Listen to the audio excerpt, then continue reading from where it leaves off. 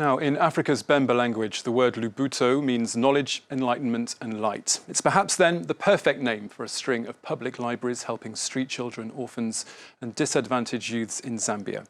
Today's perspective guest is the founder of Lubuto Library Partners, Jane Kinney Meyers, who's here in the studio to tell us more. Thank you very much for coming in to talk to us. Thank you. You have a very strong idea about what a public library should be like and the role that it should play. Talk us through that vision. Well, it's not my own vision. It is the vision of my profession, the library profession. In what we are doing in Africa is focusing on children and youth. So public libraries everywhere focus on all ages. There's a particular problem in sub-Saharan Africa of an explosion of the young population. And the educational system cannot cope, and the society cannot cope with the burgeoning masses of young people who cannot be in school. So the very, very simple idea, actually, is that public libraries are an institution that is needed in order to be a place to give equal opportunities to young people who are not in school. Now, your organisation is now celebrating its 15th birthday this year. Just what was the situation like in Zambia before you arrived and set up shop, so to speak?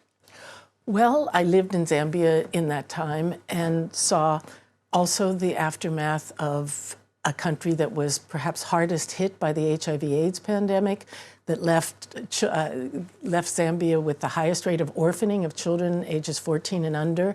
So that's where the existence of a lot of street kids happened, and I got involved with the drop-in center for street children.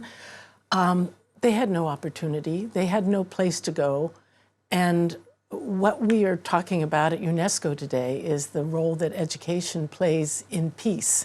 And there could be no greater enemy to peace than giving young people no opportunity for agency and opportunity in their lives. And 15 years on since this idea was first born, what results have you to report? Are there some great case studies you can tell us about? Well, there are many great case studies. What we have done is establish libraries that we had to help people understand. Public libraries are free and open to everyone.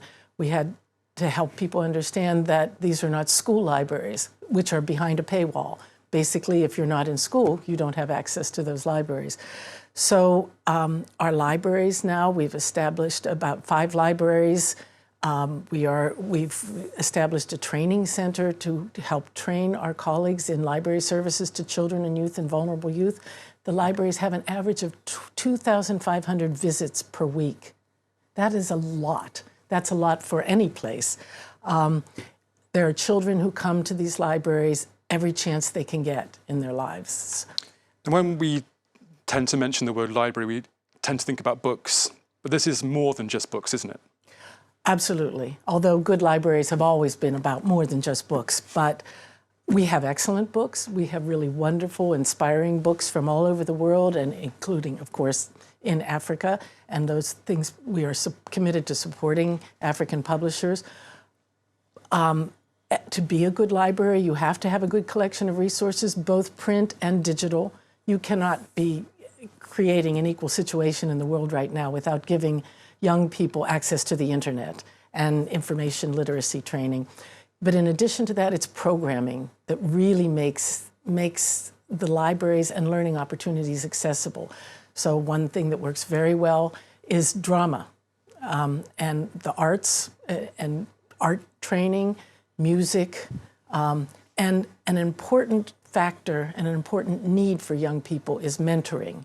And so the communities essentially can take over, the society can take over these libraries that evolve to be exactly what is needed in the community. We would have, as volunteers, coming in 3 times a week to give sign language story time in Zambian Sign Language, for example. And this presumably is a model that you think could be or should be rolled out in other countries or elsewhere across Africa? I think it's absolutely needed. We are hoping to move to the neighboring country, Malawi, soon.